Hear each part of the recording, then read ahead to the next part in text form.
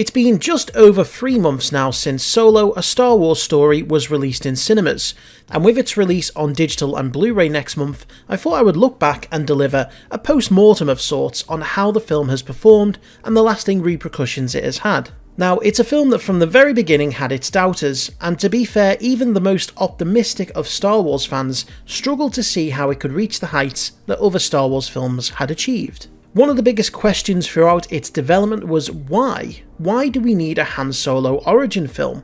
What could it possibly add to the character that would make us love him even more? The risks just seemed to far outweigh the potential gains. The casting of Alden Ehrenreich did little to quell fears about the quality of the film, and the ability to portray a character that is so established by a great actor such as Harrison Ford. Production of the film was very much a struggle, as initial directors Phil Lord and Christopher Miller were relieved of their duties due to creative differences with Lucasfilm. Ron Howard was brought in to reshoot the majority of the movie. This just added to the worries that those fans who were already nervous to begin with had. Then we got the trailers, and they gave us a peek into some of the settings and some of the characters, and in my opinion it did relieve some of those fears that this film at least wouldn't be fun. The trailers gave us an impression that this would be very much a fast-paced heist movie that moved away from the focus of the rebellion and the Empire, and it opened up the galaxy a little bit more. Without the usual fanfare that most Star Wars films get, the movie was released on the 25th of May 2018. Early reviews were generally favourable. My own opinion was that it was very much a fun film that was nowhere near as bad as I first feared, and Ehrenreich did a decent job of portraying a young Han Solo. Donald Glover in particular was a standout star as Lando Calrissian.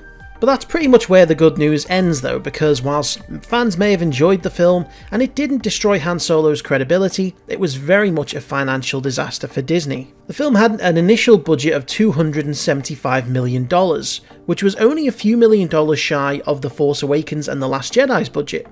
However, whilst those movies managed to gross almost $3.5 billion between them at the box office, Solo only took in a paltry $392 million, which meant that when marketing costs were included, the film made a loss of over $100 million.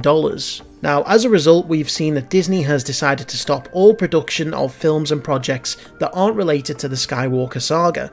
There are rumours that a planned Kenobi film has been shelved, and even Rian Johnson's trilogy could be at risk. So why was it such a failure financially? Star Wars films have topped the box office charts in 2015, 2016 and 2017. How does Solo fail to even reach the top 5 grossing films in 2018? Well, I believe there are 3 distinct reasons why this happened. First, and most importantly for me, was the release date. Now, I have no idea who thought it would be a good idea to release this film within a month of the biggest ever Marvel movie, Infinity War, and within 2 weeks of another big Marvel film, Deadpool 2. Not only this, but we were only 5 months removed from The Last Jedi. As a result, fans simply didn't have the desire to go and see a third big film within a month. They were burnt out, and a lot of people, especially families, would struggle to afford it. As a result, Solo had its audience mostly restricted to the dedicated Star Wars fanbase, which, whilst loyal, wasn't enough to recoup the money that Disney had plugged into this film. Now, the second reason I believe this failed was due to a lack of marketing. Star Wars films are usually released in December, and as a result they have months upon months of build-up, with at least 3 trailers, numerous TV spots, and adverts sprawled pretty much everywhere that you can see. Merchandise is marketed and sold months before release, adding to the hype, and the fans are given time to stew over their numerous and often incorrect theories. The marketing for Solo was poor, really poor. Other than the 2 trailers and a handful of TV spots, there was nothing. No merchandise push, a lack of adverts and product tie-ins. You would have been forgiven for forgetting that the film was even due to come out. This meant that the usual hype and build-up just wasn't there. Most people were thinking about other films that were due to be released, and they had no time to think about Solo. There was little that Lucasfilm did to change this. When it came down to it, most casual moviegoers probably didn't even realise that Solo had been released until it was too late. The third and final reason for the film's financial failure was the fact that no one really wanted this in the first place. Sure, looking back as a fan, I can say that I enjoyed it and it didn't ruin Han Solo, but when they first announced the film, most of us just asked why. Why not put your resources into something different, something that we actually have an interest in? I mean, we love Han Solo, but we love Harrison Ford's Han Solo. very rarely do origin stories work when they're released after the character has been established. So I went and saw the film, I enjoyed it, but I never really gave it a second thought. Even with The Last Jedi, a film that I wasn't really a fan of, I saw it twice in the cinema and was pondering on it for months afterwards, because it was the future of Star Wars, the next chapter. Solo was an attempt to go back and milk a character that should have just been left alone. As a result, most people stayed away, and those that saw it only saw it once, a rare thing for a Star Wars fan to be able to say. I don't think that the upcoming Blu-ray is going to fare much better either.